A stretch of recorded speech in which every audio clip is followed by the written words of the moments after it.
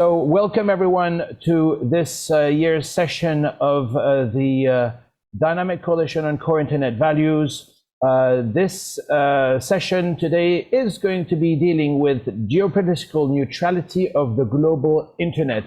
How does it relate to core internet values? Well, for those people that are not aware of our coalition, we've spent several years looking at the technical architectural values of the internet, the technical identifiers, the system by which the internet runs today, which means primarily just the technology and the invariance that the internet was built on. We've got quite a number of papers published on this, but these include things like the internet being decentralized of any or free of any centralized control, apart from the coordination of the domain name system, of course, but also the internet being end-to-end, traffic being able to travel from network to network, and the internet, of course, being open for everyone to connect to. And I guess some of these values really have been eroded a little bit over time. We can see that with the change in network neutrality and filtering and so on, some of those values have been somehow eroded.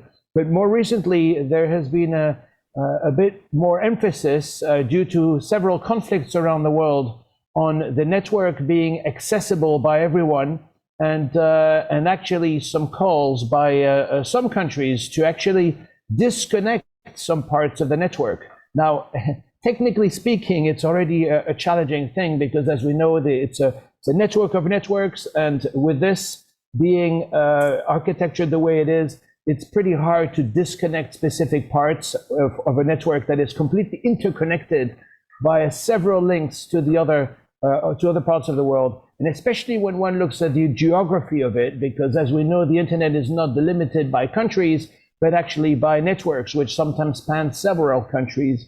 So the real world limitations of nation states often doesn't apply, except in those places where nation states have actually established some very strict controls over the traffic that comes in and out of the country. We'll be touching on many of these issues, I guess, in today's call. But this session itself was triggered among the organizers by the request of Ukraine a certain while ago, at the beginning of the war where Russia invaded Ukraine, of this beginning of this conflict, where the Ukrainian GAC representative and the Ukrainian government asked for first ICANN to somehow put a block on top-level domains .ru and .su, the two Russian top-level domains, country code top-level domains.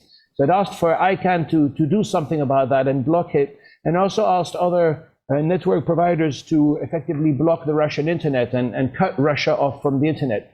The story goes that the request was received, and the request was kindly declined because these organizations that today run the technical identifiers, like IP address distribution, like RIPE NCC, and ICANN, that coordinates the global system identifiers of domain names, are not political organizations. They're not the United Nations with resolutions that get voted at the General Assembly, etc.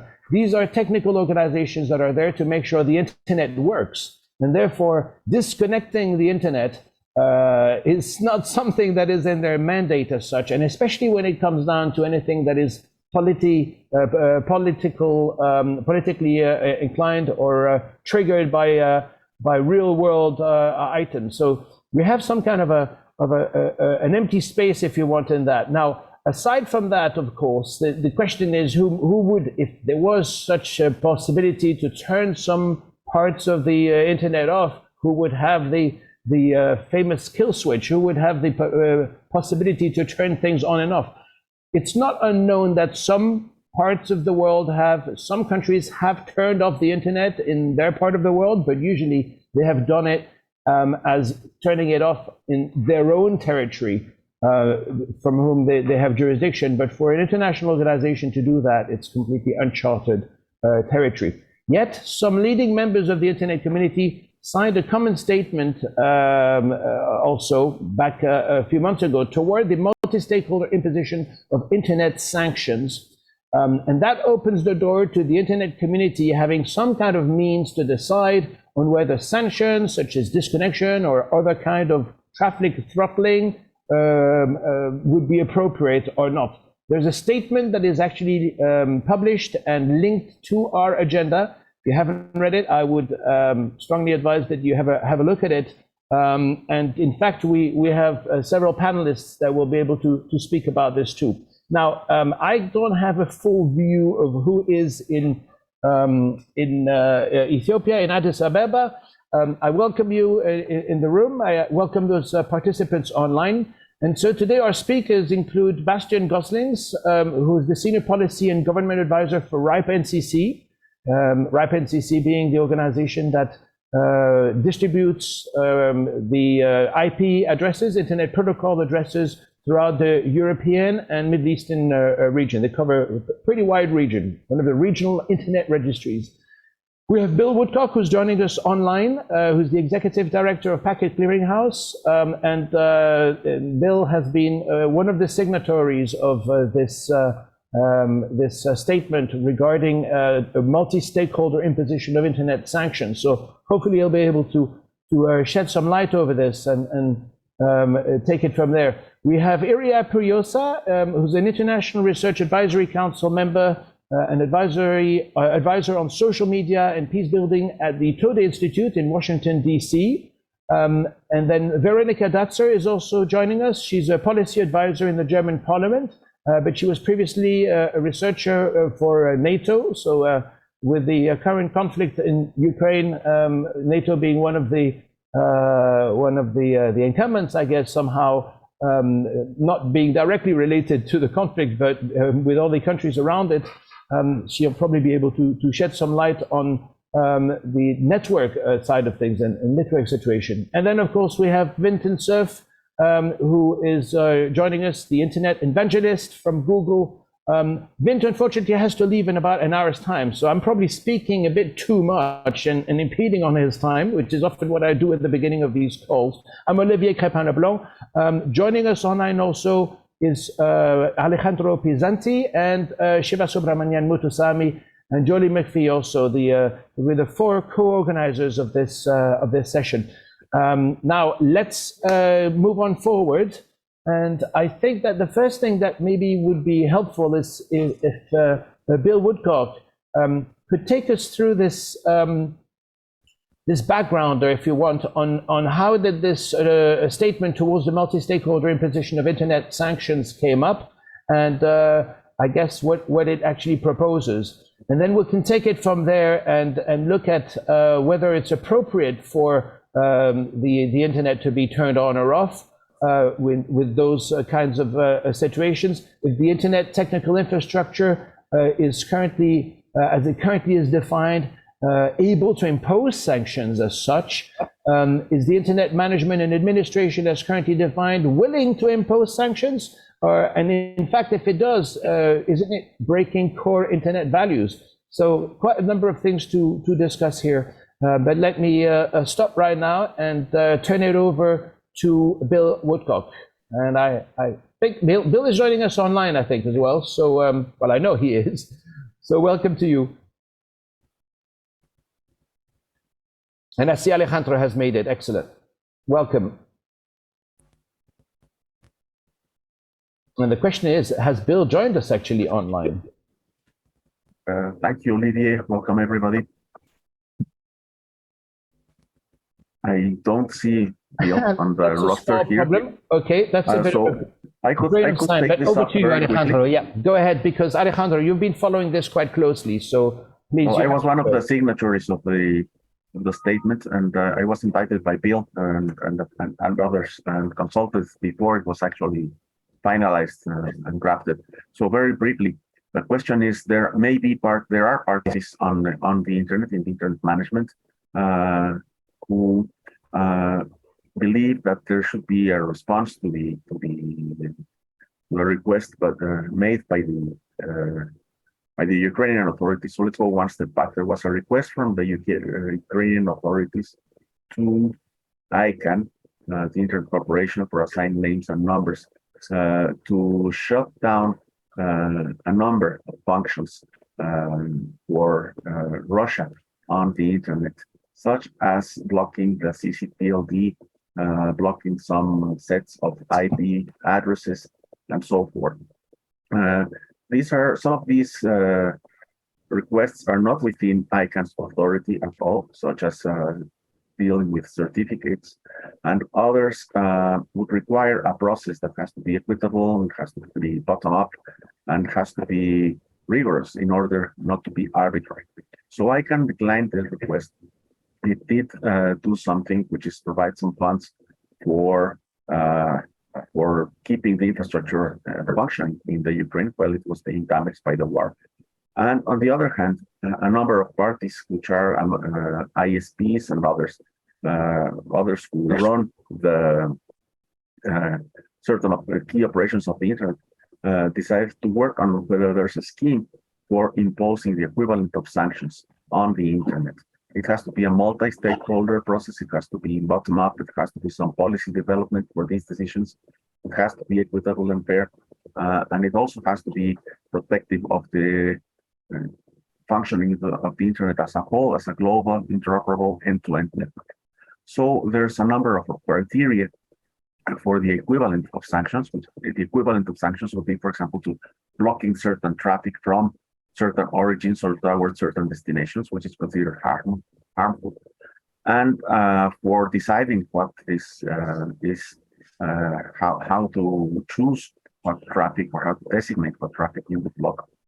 This is a voluntary process. It's not imposed by any law, and the criteria are very similar. They have a precedent for traffic management on the internet against spam, phishing, and other malicious activity. So that's basically what you get. You have to have a criteria that's very similar to that is based on real risks, and that's also reversible and minimally damaging, or at least potentially minimally damaging for other operations. One of the things that are opposed, for example, when you try to block .ru, the domain name for the CCTLD domain name for Russia, is that you would be precluding Russian citizens from getting information from outside. You have a country at war, you have control, internal governmental control over the communications, and you would actually be reinforcing that by isolating the country's population. So that's the kind of considerations that went into this statement. And it has now been a few months around. You have to see who has enacted it and what the consequences and the assessment of the consequences are. Thanks. I hope, Olivia, that serves as an introduction. Certainly, if Bill joins, he'll be able to provide some more up-to-date information about this.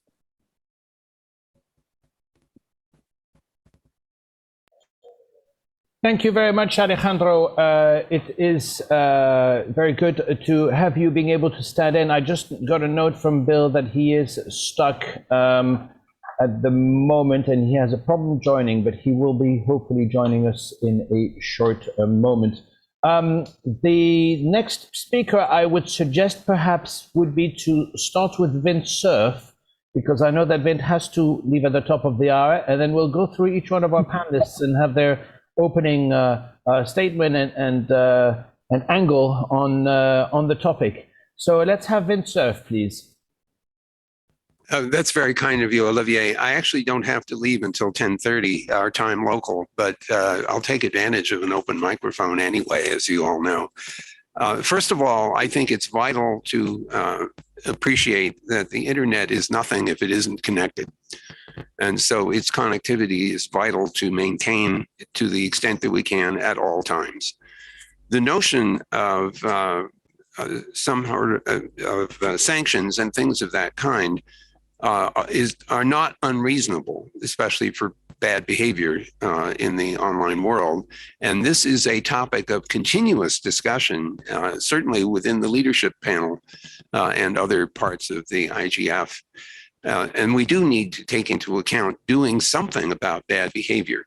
But my strong view is that the something that we should do should not be to shut down the internet. Now, You all already know that some parts of the world are capable of shutting down their pieces of the internet. And this is perfectly okay from the engineering point of view. We may not like it from the policy point of view, but it is technically possible to shut down pieces of internet. There are several ways to do it. The first one is to turn off all the electricity and let the batteries run out. The second thing is to shut down the underlying communication system that carries the packets, which is a typical way in which some countries turn off access to the internet. We can't do anything about that, but as long as that behavior doesn't leak out of the borders of the country that chooses to do that, to shut the internet down domestically, I think it's well within their territorial rights to exercise that prerogative. We can all object to it. We can look for ways of helping citizens get back into access on the net. But I don't think that we should take a position that countries aren't allowed to turn off the internet. We don't like it, but I don't think that we can stop it. On the other hand, we don't want the entire internet to be shut off. What we want to do is to make sure that under all circumstances, our notion of universal connectivity is maintained, that the basic internet infrastructure is apolitical, that it is insensitive to the kinds of traffic that flow. That's both a benefit and a hazard. It's a benefit because we don't care what applications flow in the packets. That makes the internet an extremely flexible system. When new applications come along, as you know, you get to reinterpret the bits in the packet, and that allows you to implement a new application without changing the network. And that has been a very important property of the internet design. At the same time, because it's so neutral, it will also transport really bad stuff. And we all recognize that we have to do something about it, but we need to do something about it at the right layer in its architecture. And it's not the right place to do it is not to shut off the routing system. Now, there are certain situations where actions are taken for bad behavior that are down in the closer to the core of the internet. Some of you will remember that there was a global council on the stability of cyberspace. And they put together about, I don't know, a dozen suggested norms for behavior in the online environment. And one of their first norms was to say that we should have an agreement, a norm, not necessarily a treaty, that said we would not attack and undermine the basic core of the internet. That means you don't attack the routers, you don't attack the domain name servers, you don't attack the underlying communication systems that link the routers to each other. That was a norm that they recommended, thinking that if we adopted a norm, it might later even become something that could be treaty material. And I agree with that basic idea, but now let me remind you of things that take place which I think are legitimate. In the domain name system, well, in the browser system, let me get this right. In the browser system, which is up in the application space, it's possible that you will detect a badly behaved certificate authority. And we're relying on the certificate authorities for DNSSEC, for example. And if a certificate authority has issued a false certificate that would cause us to believe that a particular domain name goes to an IP address where it really doesn't belong, the browser people, including ours at Google, have taken it on themselves to shut down their belief in that particular certificate authority. They will not give credit to a certificate coming from a sanctioned certificate authority. And that sanctioning takes place at the level of the browser operation. So I consider that to be a very reasonable response for protecting users from harm.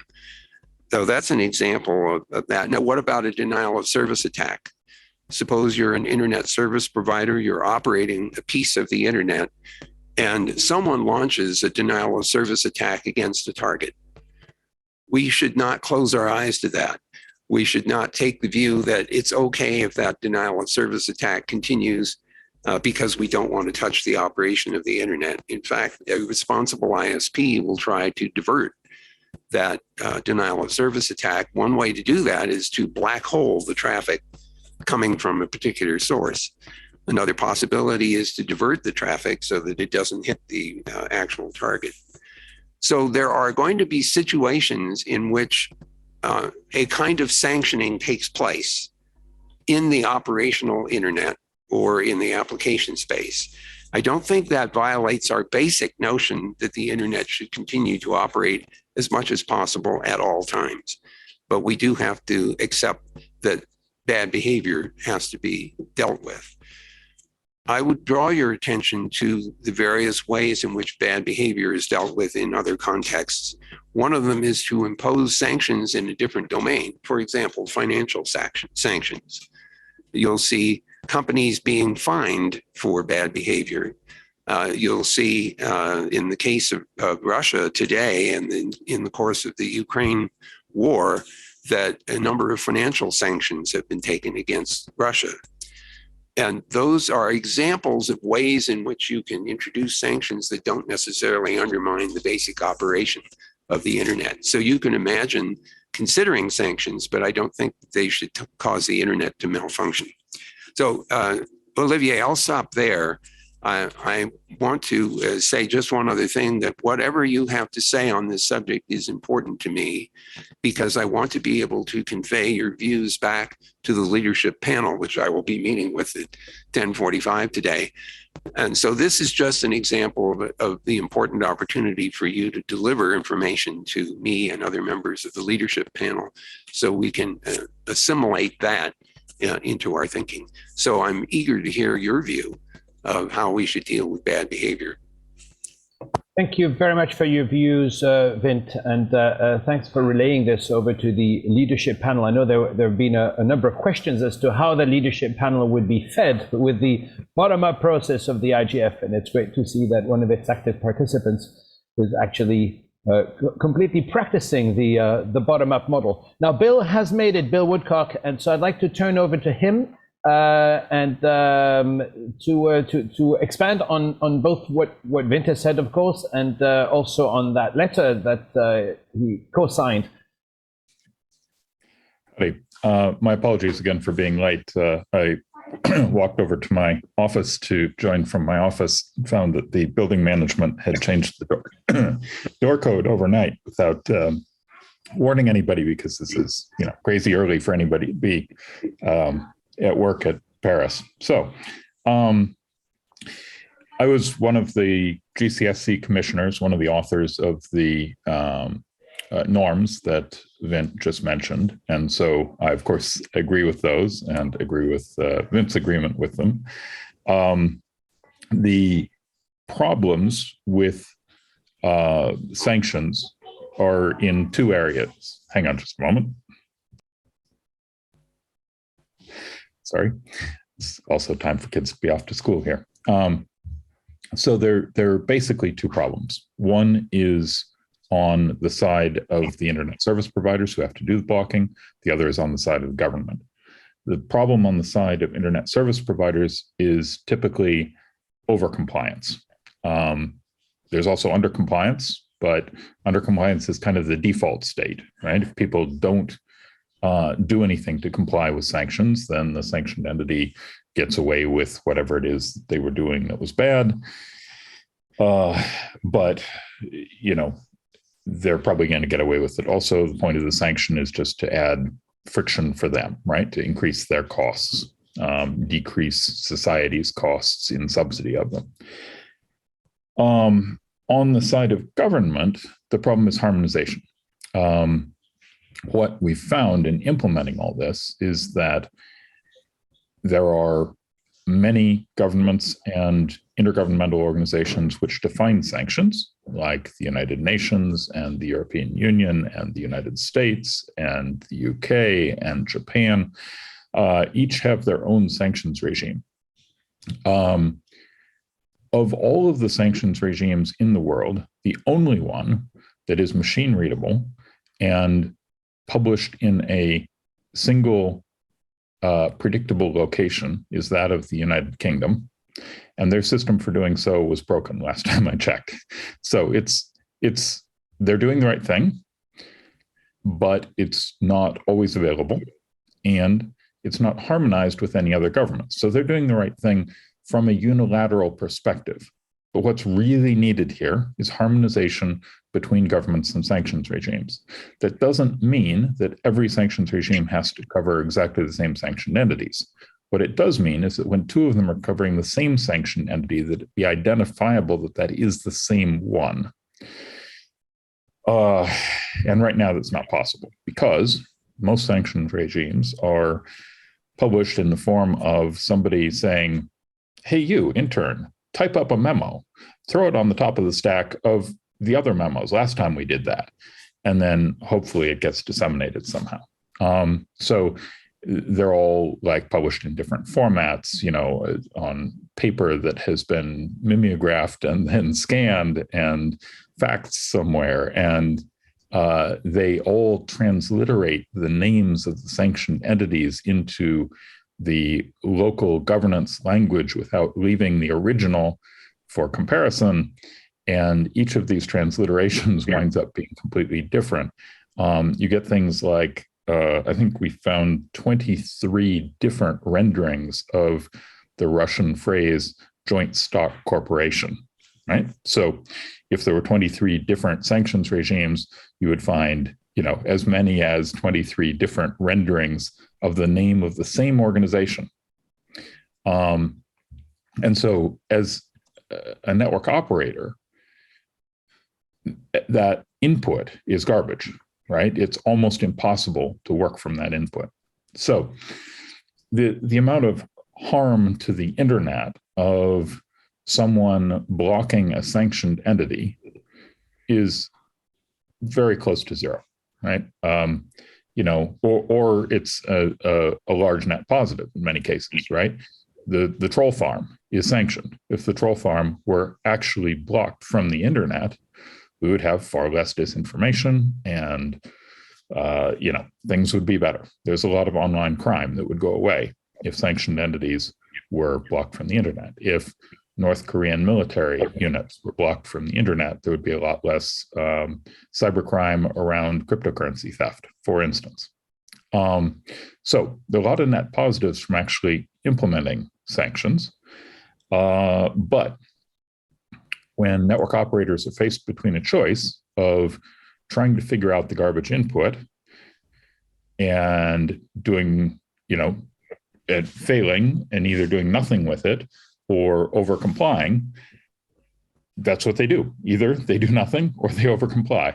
Both are bad outcomes, right? Because neither helps the internet, neither embodies the spirit of the law that applies to the internet service provider. But fundamentally, if the input is not garbage, if governments are able to harmonize and to render sanctions in the native script and canonical form of the name of the sanctioned entity, then the detective work to figure out what internet resources are associated with the sanctioned entity is actually surprisingly well in hand. There are people who like doing internet detective work, and much of it is subject to automation anyway. It's really not that big a deal.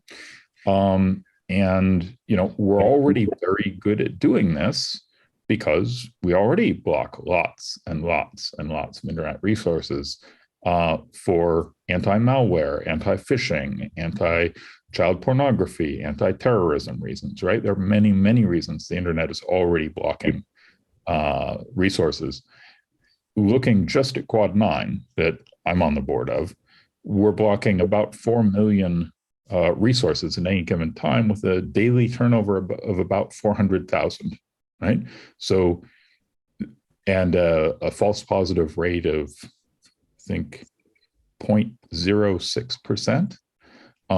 So, and a removal time, I can't remember. The removal time is it's like in the minutes, right? So in the very, very infrequent instances in which something gets blocked by accident, the internet is really good at fixing that problem also. So there isn't a technical problem with implementing sanctions once the sanctioned entities and their resources are identified. And, we have sort of the implementation project that is, largely done. So the work at this point is really all about government harmonization. And there is a fairly substantial effort underway there, but harmonizing anything between many governments is a inherently slow project. So that's where things are right now, to the best of my knowledge and understanding. And I'm sure there'll be lots of discussion, time for questions later. So I'll stop here. Thanks very much for this, Bill. Very interesting angle on the topic. I'm going to rearrange things a little bit because the speakers, as listed in our agenda, were listed in first name alphabetic order. You mentioned sanctions, and sanctions obviously in many cases are things that happen at the United Nations with member states. And Veronika Datzer, who is with us, is a policy advisor in the German Parliament. So Germany is of course one of those countries that could impose sanctions. And so I wanted to turn over to her and get her angle on the topic. Veronika, please, you have the floor.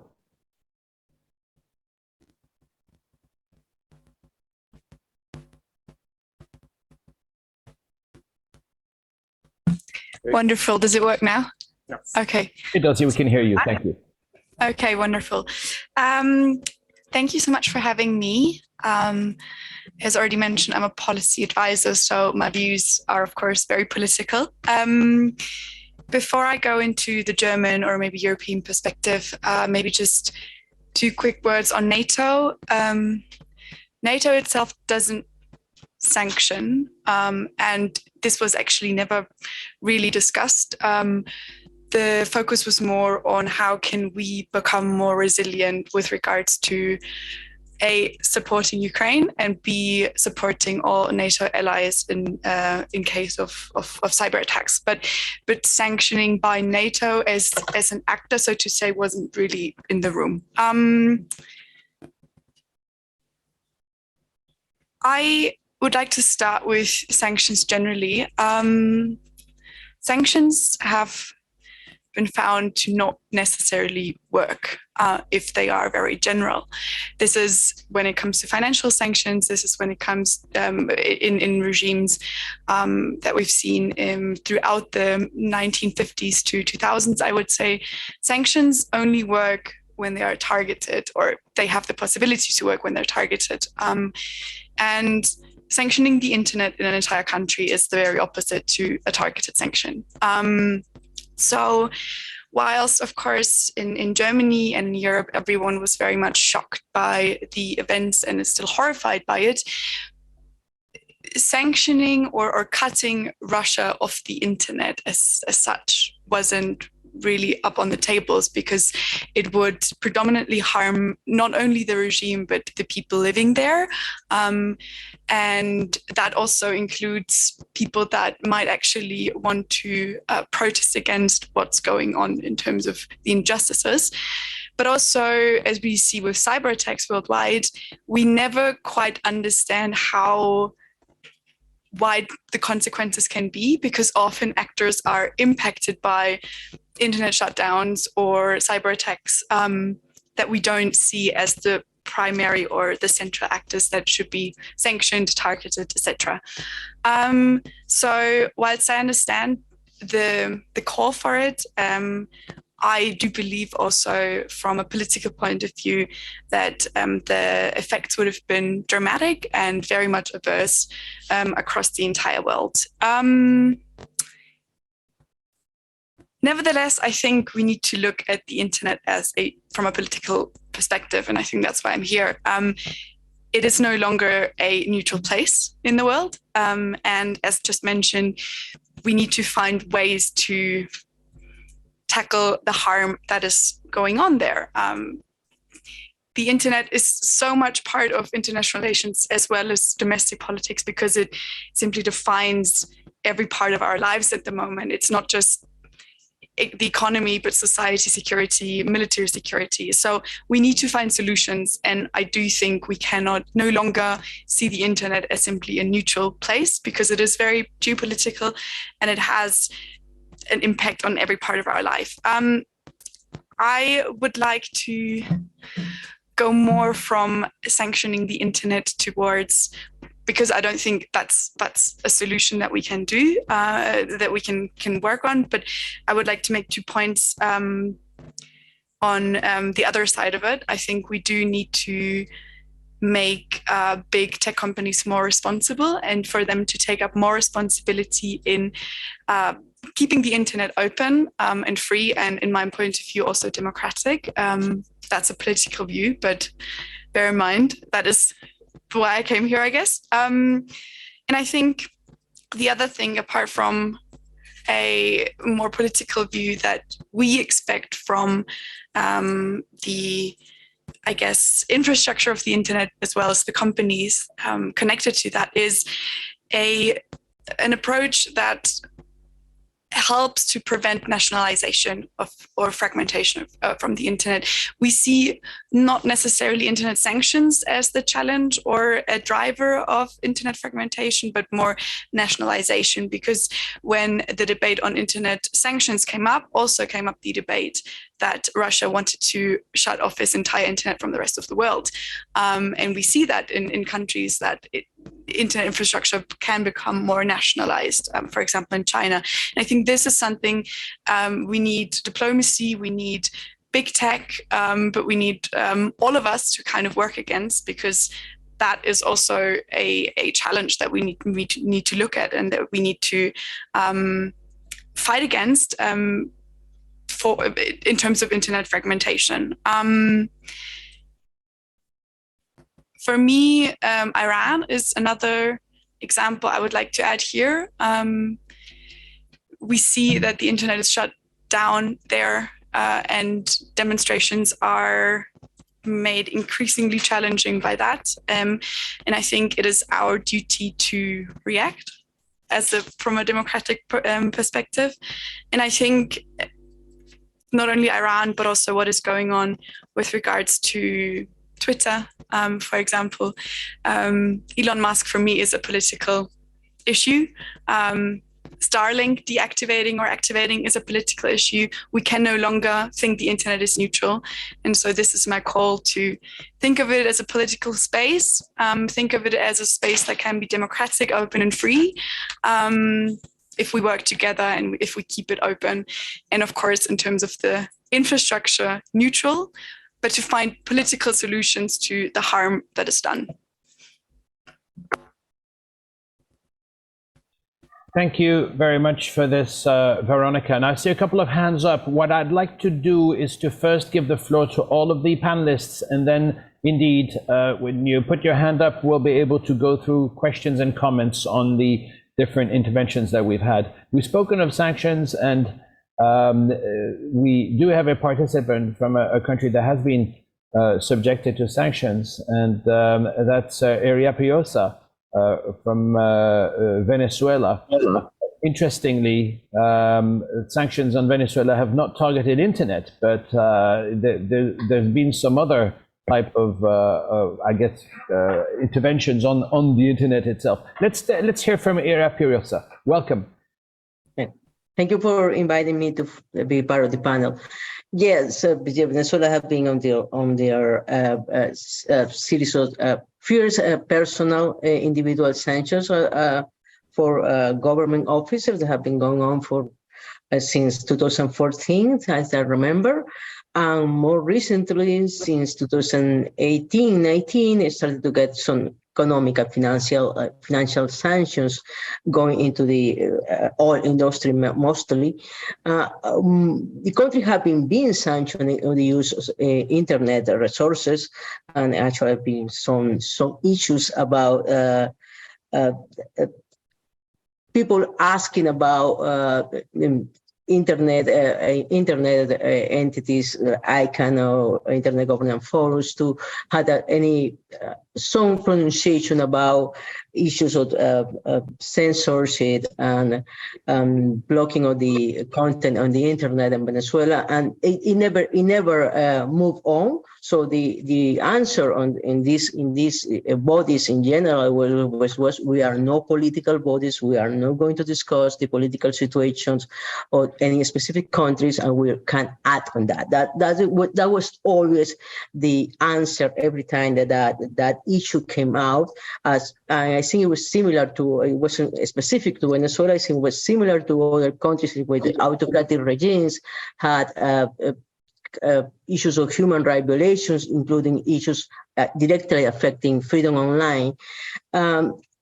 And even though, as a person working on issues of policies related with human rights and freedom of expression online, I would be advocating for more attention to these issues in Latin America, in particular, is the area I will work, but actually globally.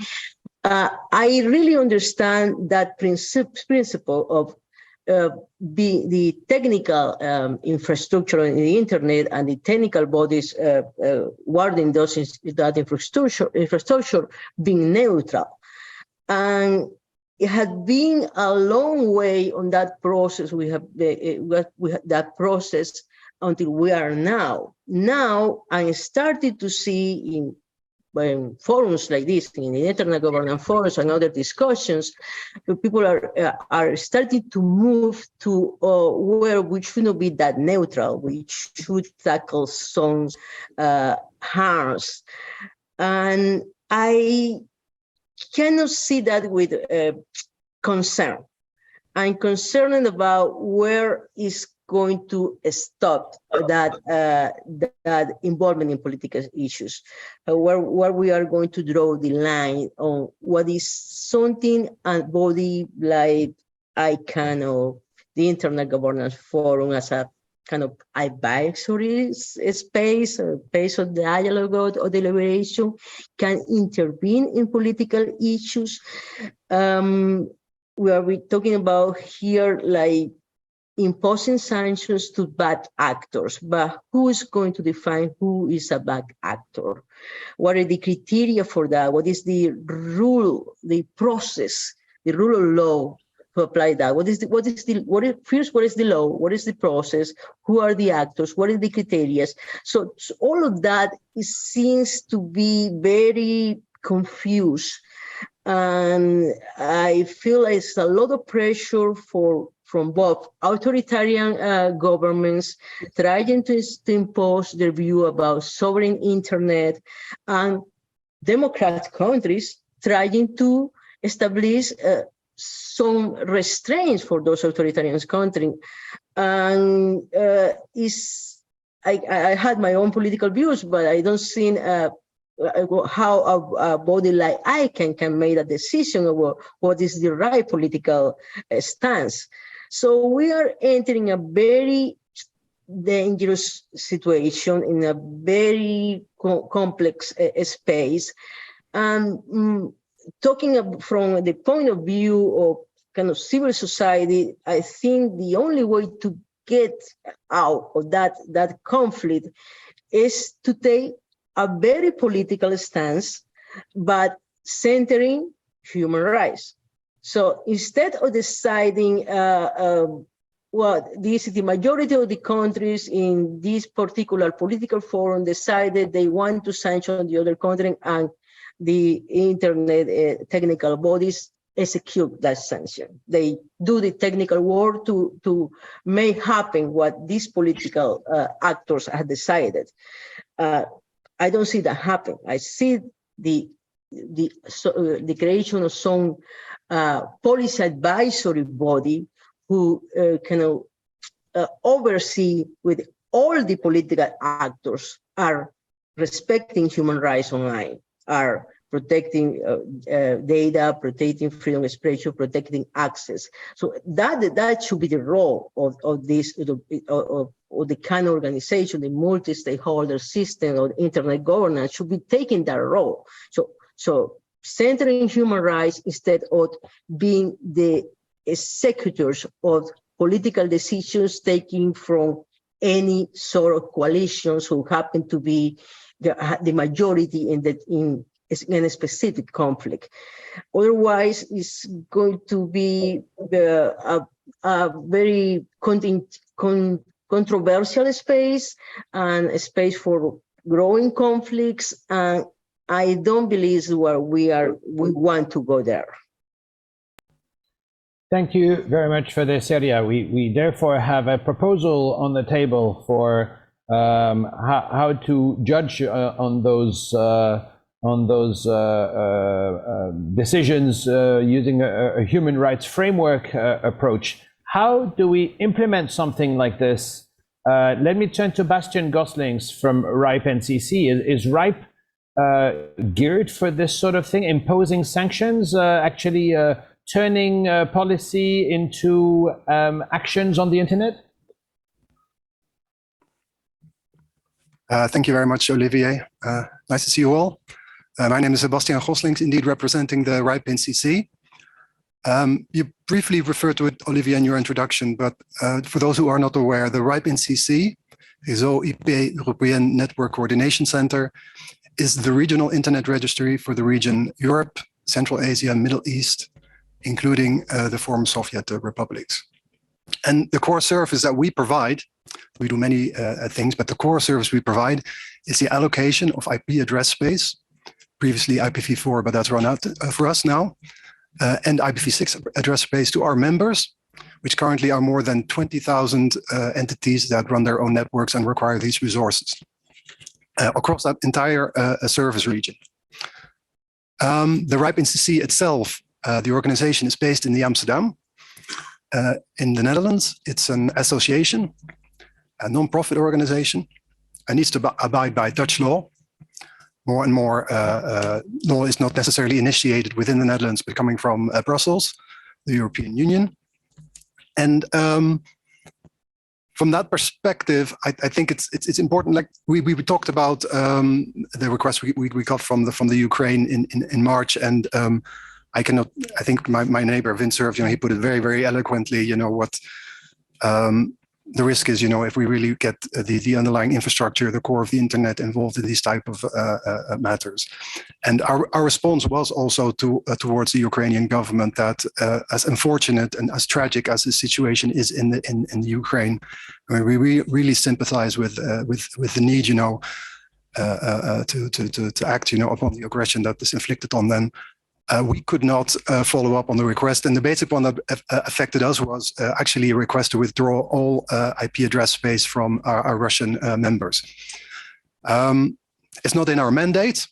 It's not within the policies, that determine how we run our organization, which are actually set by a multi-stakeholder community across our entire service region, which includes, as I said, many jurisdictions. And it's also something, like from a sanction perspective, I think that needs to be decided, imposed. I don't know if that's the correct English word or not, actually by public authorities. Hopefully, with due process in a democratic fashion, demonstrating that a certain sanction is indeed necessary and proportionate in relation to the goals that are meant to be achieved, that is going to be effective. And the request from the Ukrainian government as such, and us potentially following up on that, which we couldn't do, and we argued why not. I wouldn't consider that as such a sanction from an actual public authority that this has the authority actually to impose a sanction. But just so you know, there are other sanctions which are set in the European Union. In our case, economic sanctions. There are lists of entities, private persons that are put on a sanctioned list. In this case, also from Russia. And potentially, and not only potentially, but actually, some of those are also related to members that we provide services to. So we are affected by the sanctions, and a number of those members we actually had to freeze the resources for. So they cannot transfer, for instance, IP resources. I cannot get additional ones. It is probably good to emphasize the fact, while those resources are frozen, they can still continue to use them. So, for instance, a Russian ISP or something, could still offer services to its customers, businesses, and end users. But besides, the fact, that based on the not having the mandate, I think to respond to a request like the one the Ukrainian government came up with, I think it's also important to mention the fact that this entire system and the services that we provide is basically based on trust. We don't have any God-given authority actually to enforce what we're doing, right? It's only because people actually believe that we are a trusted, neutral, authoritative entity in this case, that we provide those resources. And related to that, we have a public database that everyone can check, like to actually see who has been provided which resources and actually is allowed, entitled to use those. And networks use those resources then to base their routing decisions on.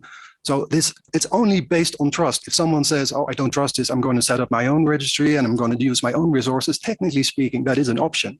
So from that perspective, it is quite a vulnerable system. And we already see, and I don't know if I'm allowed to or not, but I think I noticed a Russian governmental official on the Zoom call. We already see, like in certain areas, that governments will respond to the fact, if they are affected by sanctions, and in this case by a private entity operating within the Netherlands from Amsterdam, that is indeed offering quite a critical service in terms of running the internet, then how come within that particular jurisdiction, when affected by certain legislation, that body can act upon that and it has an impact on another jurisdiction? That should not be the case. Maybe this should be like embedded this functionality within an international multilateral organization, for instance. So we already see those types of tensions and discussions arising. And again, just to emphasize the vulnerability of the system and the trust, that is fundamental to it.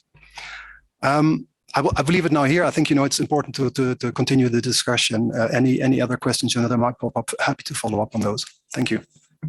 Thank you very much for this, Bastiaan. And I'm well aware that Vint Cerf has to leave in a moment. So before opening the floor and going on with our discussion, I wanted to give the floor to Vint so as for him to comment on the various interventions that have been heard so far. Oh, thank you very much, Olivier. I think, first of all, I value this discussion. I want to reiterate that. Second, I want to ask you to distinguish between the technical operation of the internet as a communication system and the way in which it gets used, and the applications especially. So Veronika and I are not in disagreement, except that I would say that the underlying core communications functionality can be and should be thought of as neutral. But the application space is a whole other story. And I see she's nodding, so we are in agreement about that. And that is our challenge. How do we maintain this important underlying infrastructure while at the same time finding a way to discipline bad behavior? And part of this discussion is to discover ways in which we might achieve that objective.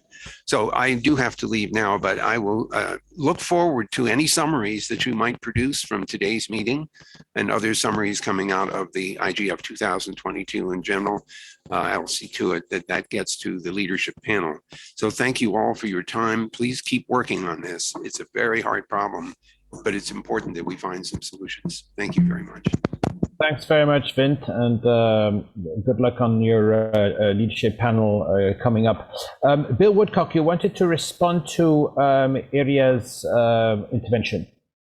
Yeah, I think that there's a very useful debate to be had here, and I'd like to engage in it a little bit, not out of any inherent need for disputatiousness or any even particular disagreement with anything she said, but a number of the things that you said, Ms. Puyosa,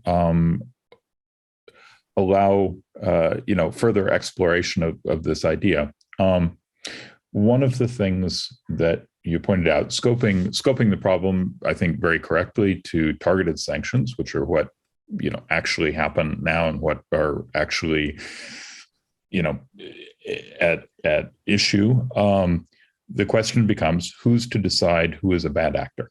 And I believe you posited the possibility of a multi-stakeholder organization of some sort that would ensure that sanctioning decisions are made with respect to human rights.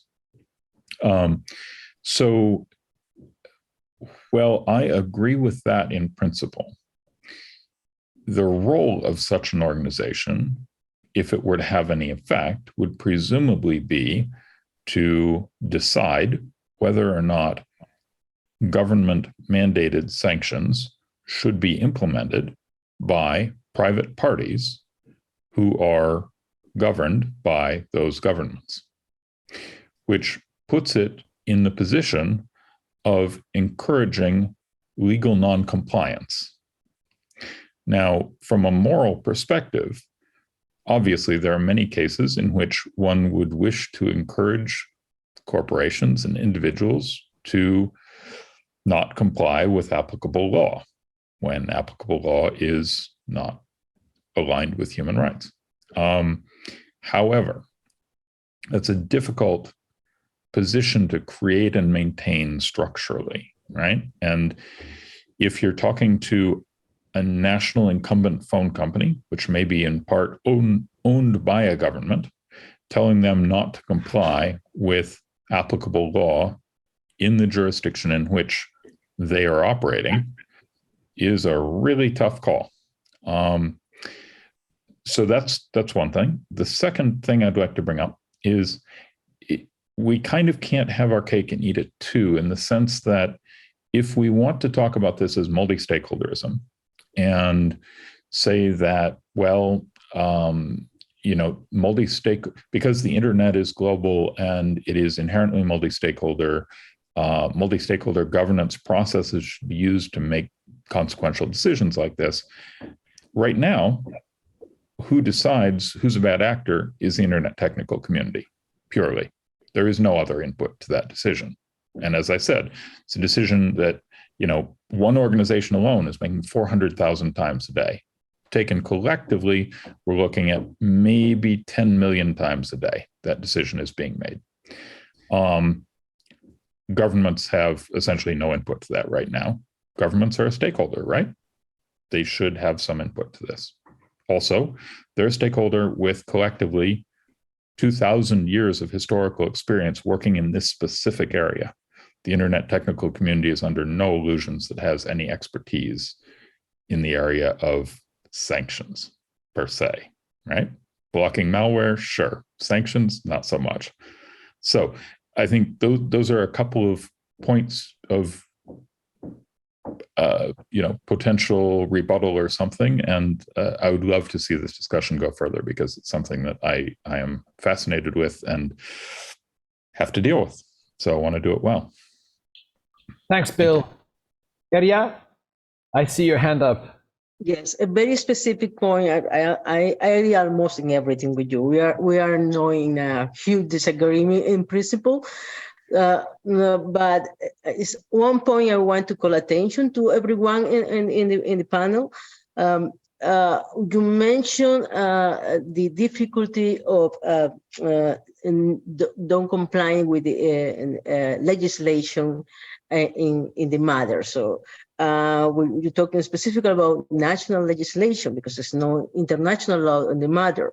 We are going to get into the problem of having very different legislation and national level, treating these problems in kind of opposite, contradictory way. So all the countries who are working on their model of sovereignty and internet are taking an approach that is completely different than that model we are used to, the open, free internet. So what that is going to eventually clash, and how we are going to decide whether it's applicable the law from those countries who decide whether we are going to have our own internet, and when it's applied the law from those countries who say, no, this is only one global internet and you can't splinter it.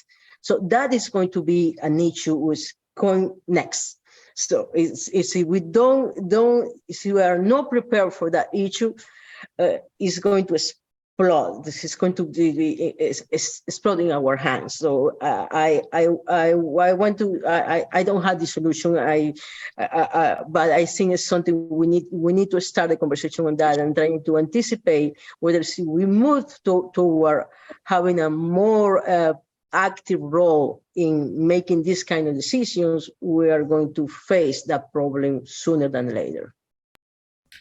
Thank you for this, Iria. And I'm now going to open the queue to the wider, all participants in here. I'm going to ask also, since I only have a very small window into the room, that if any of my colleagues are in the room and notice some hands up, they notify me via the Zoom so I can also slot them in the queue. At the moment, I've got Shiva Subramanian Mutusami, Hadia Al-Minyawi, and then Alejandro Pesanti in the online queue. Let's go over to Shiva.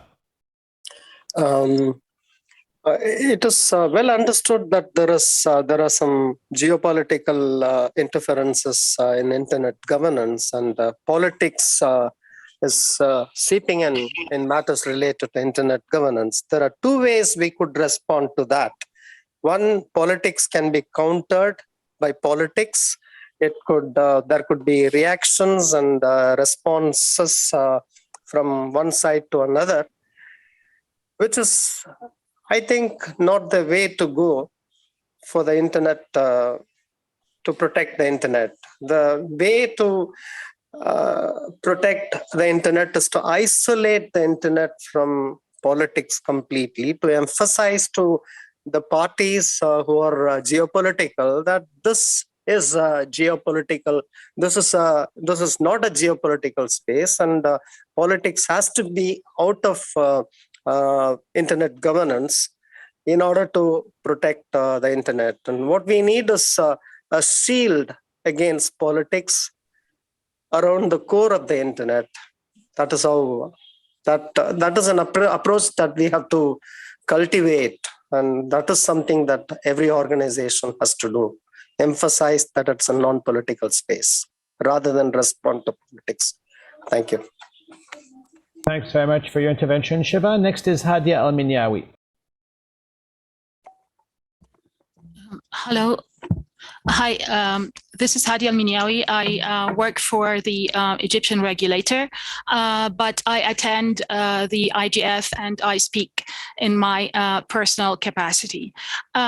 So when it comes to technical issues or technical harm, I guess from a technical point of view, it is easy to spot something going wrong or to spot harm and stop it in a way or another.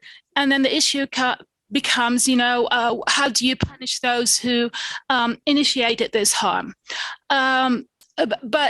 But the other, but if we're talking now about internet fragmentation, I think Veronika raised a very good point, where she spoke about nationalization as being a true threat to the one global internet, and as a recipe for fragmentation. And my question here, how do we, and Veronika also mentions, we need to fight this, we need to stop it from happening, but how? How can we do that? And I will just have a quick comment on what Shiva just said, where the internet should not be a political space. Well, that's not possible anymore. The internet now is a tool used by politicians, and to think that we can say, we are not going to make the internet a political space. That's not realistic. I go back to Veronika and ask, how do you think we could do that? Thank you. Thank you, Hadia. Veronika Datzer? I can quickly go on that. Thank you so much for that comment. I would fully agree with you and your point that we need political solutions because we are in a political situation here. One thing that governments at some point have agreed on is the United Nations.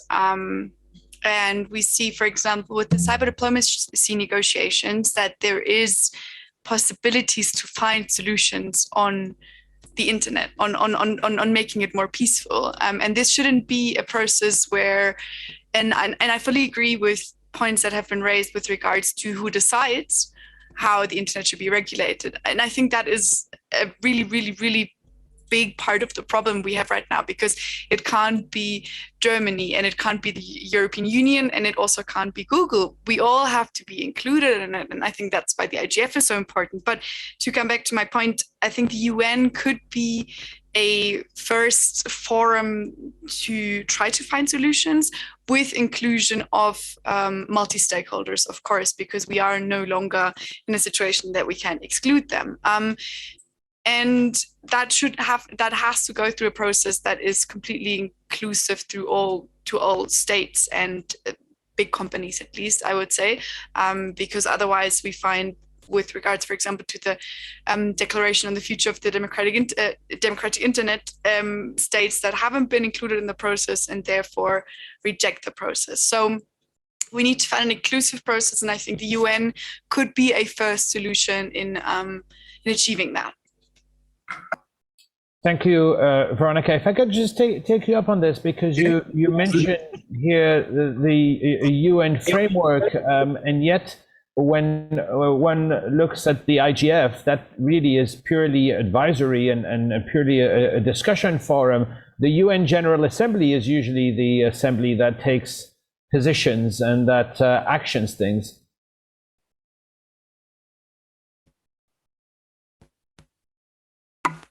Olivier, can you hear me? Is Bastiaan speaking? Yes, Bastiaan, go ahead. I can imagine that you don't have like a clear picture of who is in the room here and people that are not in Zoom and that would like to contribute to this discussion. So do we have room for people here to ask questions? Definitely. I was going to give the floor to Alejandro first, and then pass the floor to someone in the room who will be able to point out who wishes to contribute. I can assist there. So, okay, sure. Thank you. Thanks for this. So, Alejandro. Thank you, Olivier. And yes, thank you, Bastiaan and Veronika, for taking up this on-site coordination part. As Bill says in the chat, the internet is not a monolith. It exists within every country, every independent network. It's a conjunction of networks globally. As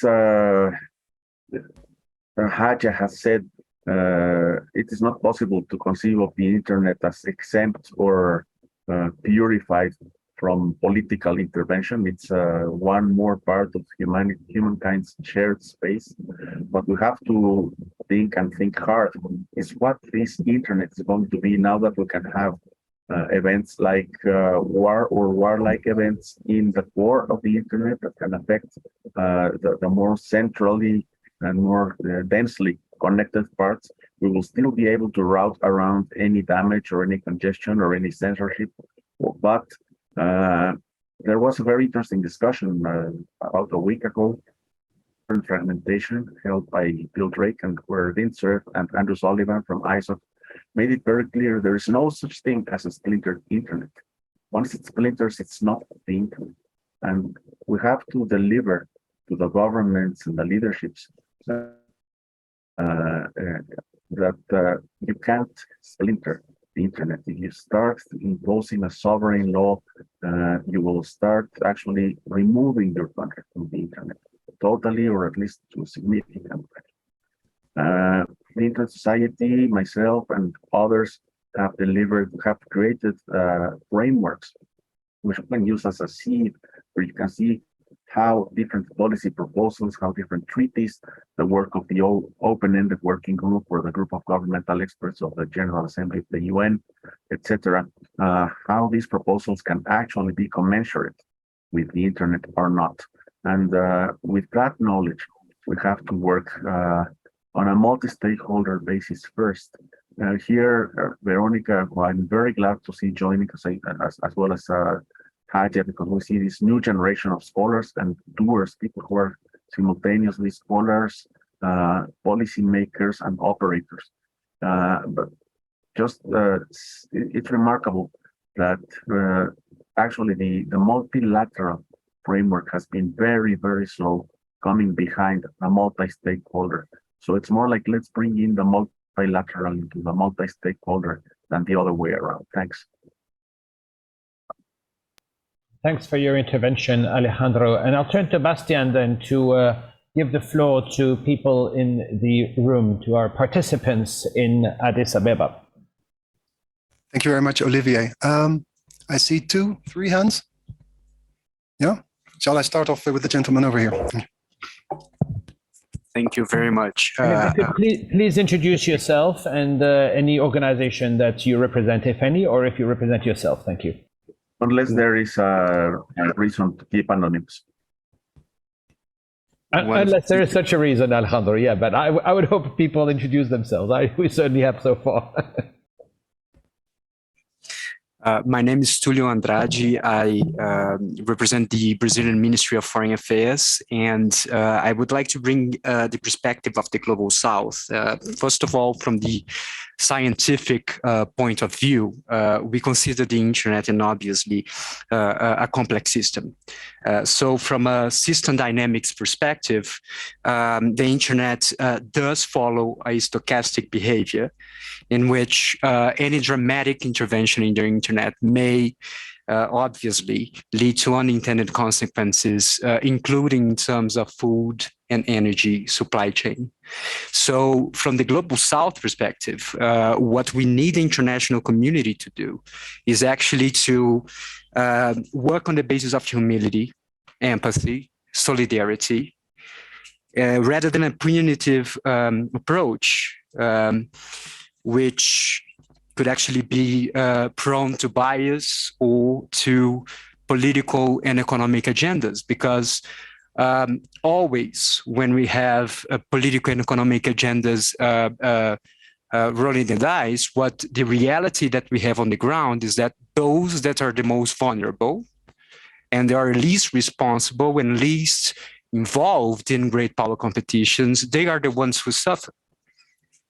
So we do understand that there is now a dynamic in which the internet is being used for politics, but this is highly concerning. What we need to do is actually to prevent the internet from being weaponized for goals related to international security, and to recover the vocation of the internet society and the information society enshrined in the WSIS framework. Therefore, we have now the Sustainable Development Goals. They need to be the ultimate priority of the international community, and we have very little time to achieve and to leverage the internet for those goals. And if we fail to achieve the Sustainable Development Goals, then again, from a system dynamics perspective, we are going to have a lot of instability and a political situation in which social and economic instability drivers may lead us to a prohibitive and a fragmented cooperation environment that may impair our priority of leaving no one behind. So we very much understand that there are some trends related to the use of internet for political and international security and geopolitics, but this trend must stop. And we must use the internet to achieve the Sustainable Development Goals. Thank you. Thank you very much, Tulio. The gentleman over there, please. Introduce yourself. Okay. My name is Minilik from.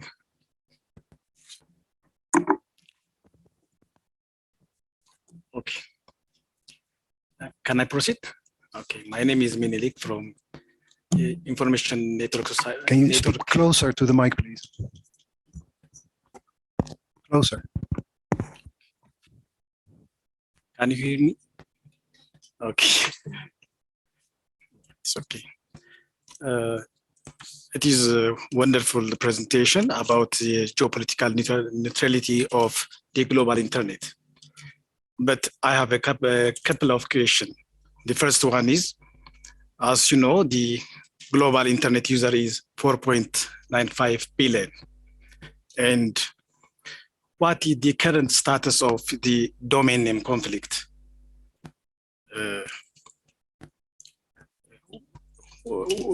ICA and multi-stakeholders what are the working towards this IP address designation? As you can say, it is the space is not a political space. The internet is a global and international space. The second question is, ICA and multi-stakeholders towards the policy to designate the unique identifier. What are the progress of the policy regarding to the designation of the unique identifier? Thank you. Thank you. I saw some more hands. I suggest you take all of the questions and then give people the opportunity to respond. Please go. Thank you very much. I'm Waleling from Minister of Innovation and Technology, Ethiopia, and I'm a policymaking analyst. I have a few questions about this sanctions of the internet, especially when the making a sanction to the some geopolitics country. It's very dangerous to making usual business. It's doing in a good way, especially in small business and startups will be very hard to these sanctions, and it is linked to in another way in innovation and the technology developments. So what will make this possible to the best policy making or the policy solutions to these sanctions? Thank you very much. Thank you. And I see a hand. Is it a lady next to you? Go ahead. Assalamu alaikum. This is Nazmus Salihin from Bangladesh. I'm speaking on behalf of myself. If we think to make the internet avoid to politics from the internet, then my understanding is we can enhance the ethical standard, moral standard of the user, and the understanding, the mental state of the user of the internet. And I think the only way to make the internet free of politics is to make the user mind free of politics and make the minds of the users more global and more acceptable for each other. Thank you very much. Thank you. Olivier, if it's okay, I propose to, I don't see any hands here, but to close the queue here. We have, I think, 7 minutes left. So I will leave. Yeah, we have 7. Thank you very much for this, and thank you for all the interventions. I'd like to see if there's any reaction from our panelists on what they've heard. I also note that there's been a discussion going on in the chat, which often happens. There's a live on the chat and a live in the room and online. So I'd like to hear from our participants. I see Shiva has put his hand up.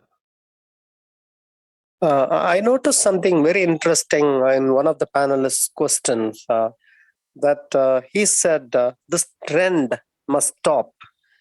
I mean, if we respond to 2 countries playing politics and more countries respond by playing politics, then it becomes more and more splintered, and that must stop. And I don't know, there has not been a precedent, but we have to make a precedent by declaring this as a space completely free of politics. That is when the geopolitical harm that is happening to the internet will stop. That is the only way to preserve the internet. Thank you. Thank you for your contribution, Shiva. And as noted, we do have very little time until the end of this session. So let's turn to each one of our panelists on their points. Okay, we'll have one more person because they haven't spoken yet. Mokaberi, Samir Hussain. And then each one of our panelists will be able to give their final comments. Hello, may I ask my question? Yes, please go ahead. You have the floor. Mokaberi, Samir Hussain. Hello, I'm Amir from Iranian academic community. Hello, everyone, and distinguished panelists. It was a very interesting session. And first of all, I should thank you for organizing this timely session.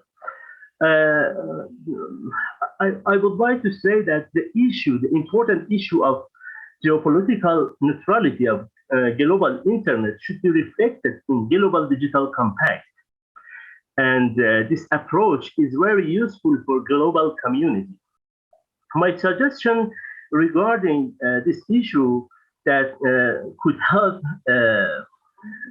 global community is, the first one is development of internationally legally binding agreements on cybersecurity based on principles of international law. The second suggestion is establishment of global framework, rules, and norms on accountable behavior of global digital platforms and service provider in data security, illegal content, and competition law.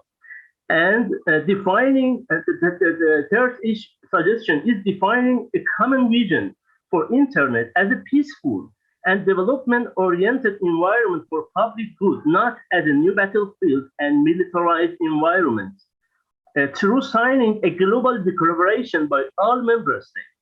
And the last one, internationalization of internet and internet public core as a trust-building measure could help global internet to be geopolitically neutral. Thank you very much indeed for giving me this opportunity. Thank you.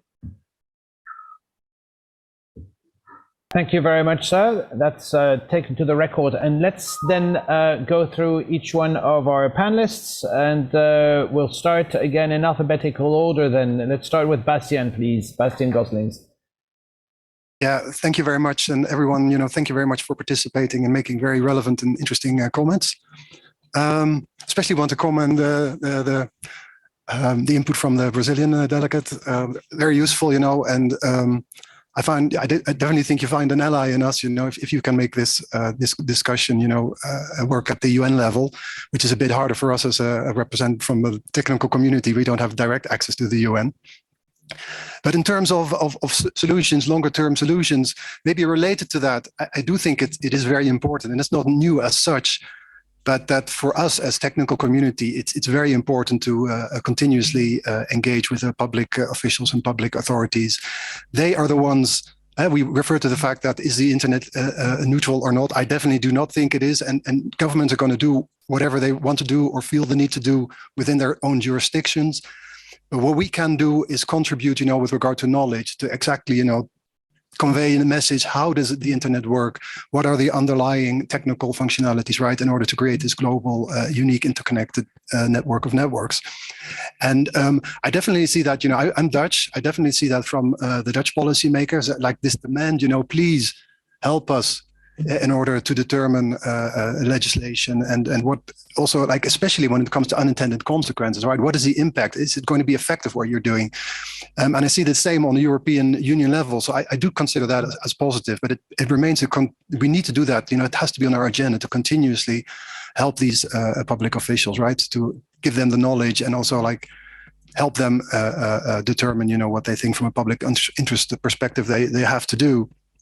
And from that perspective, I also think, and it's been mentioned a couple of times, that it's useful to distinguish, the core of the internet, the functionalities, the numbering, the naming, the routing systems, as opposed to everything that happens on top of the internet. Close to 5 billion people are on the internet, and what happens offline more and more happens online. Sometimes even more, the effects become stronger because of the network effects and the specificities of the internet. So I think this dialogue has to continue all the time, and it will not stop. And whether it's appropriate to actually determine exemptions for core of the internet functionalities, either within the European Union or maybe confidence building measures on a UN level, I think ideas that could definitely be worthwhile considering and talking further, discussing about, maybe also within the IGF. Thank you. Thanks, Bastiaan. I'm a bit concerned about time. Let's go to Bill Woodcock.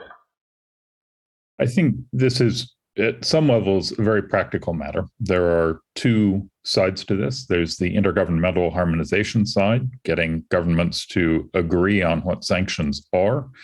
And that work is being coordinated inside the OECD. And on the other side, there are some 20,000 internet networks that have to decide what it is that they are going to block and what laws they're going to comply with and so forth. And that work is being coordinated at sanctions.net. So I would encourage everyone who wants to participate in this conversation ongoing to either work within the OECD framework. There is, for instance, the business constituency, if you want to work from the private sector there rather than through government, or participate in the sanctions.net coordination process. Thanks for this, Bill. Clearly, the beginning of a discussion and a dialogue rather than reaching the end. We still have a lot to cover. Next, we have Iria Puyosa. Following what Bill say, is another matter of concern is sanctions being discussed by the OECD, and the rest of the world is in what part of the table.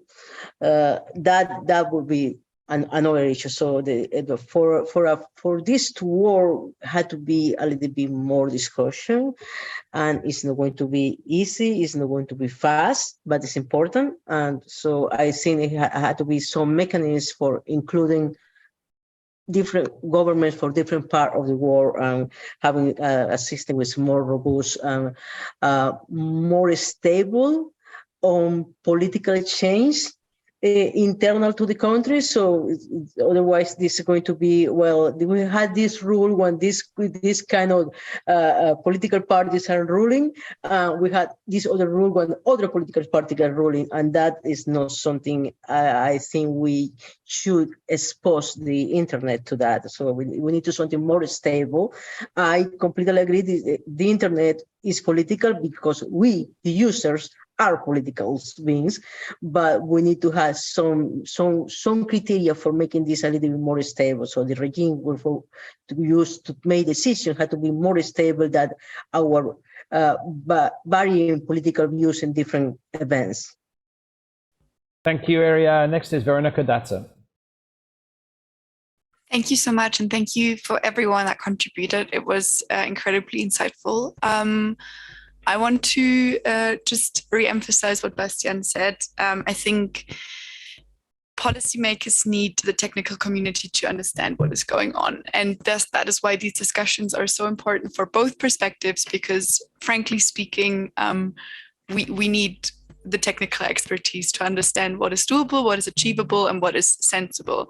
I also want to emphasize what was just said. I think the conversation is just starting, and that's why I'm really grateful for the IGF and these institutions or forums to bring people like us together. To prevent the internet from being weaponized, I still think we need regulation, and that's what we will try to achieve best. I believe in a multi-stakeholder approach in this regard. I also do believe we need to find a decolonial south to north perspective. We need to include everyone at the table. We need to include companies as well as policymakers. And if there are any suggestions, please reach out. I'm always open for comments and feedback and insights from all perspectives. Thank you so much. Thank you, Veronika. And closing words from Alejandro Pesanti. Thank you, Olivier. Thanks, everybody. Thanks, Olivier, because you took a lot of the load of making this panel possible, and to every participant. We're not going to do away with politics of the internet. That cat is out of the bag. Has been out there since before the internet was built. The choice of the policy preferences for an open internet was already a political choice. So let's start again. What we need is a space where politics can take place forever without destroying the substrate, the internet itself. The internet is not one monolith, as Bill has emphasized. It's lots of networks. There's a great incentive. We have to recover for the governments now mantras which we had forever on the internet side, like connectivity is its own price. You lose more than you gain whenever you lose connectivity, despite the gains that you may want to achieve. So let's start pushing more for outcomes at a multilateral level that are compatible with what has been happening on the technical and multi-stakeholder side for so many years. It's not doing away with geopolitics, it's having a geopolitics that preserves the internet as much as we have cared to preserve Antarctica, the oceans, or space. Thank you.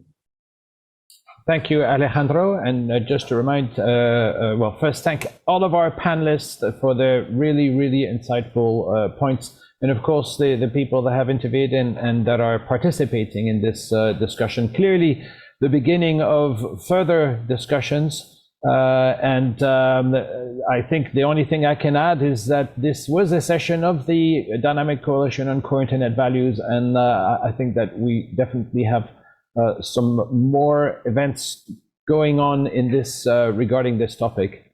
It really is something that we need to do. So thanks to everybody for having participated in this session. I realize we're a bit late, but we will be publishing some takeaways from this. And if you are interested in the work of the Dynamic Coalition and just to take part in our work and continue the discussion with our community, then the details are on the IGF website on how to get in touch. We are not elitist at all. We accept everyone, and we're very varied people as well. So sometimes we disagree on things. In fact, often we disagree on things, but sometimes we also find consensus, and this is really what this dialogue helps us achieve eventually at some point. So thanks everybody, and have a very good rest of the day, and safe travels, since this is the last day for those people that are in Addis Ababa. So have safe travels back home to wherever you are. Thank you. And this session is now over. Thank you.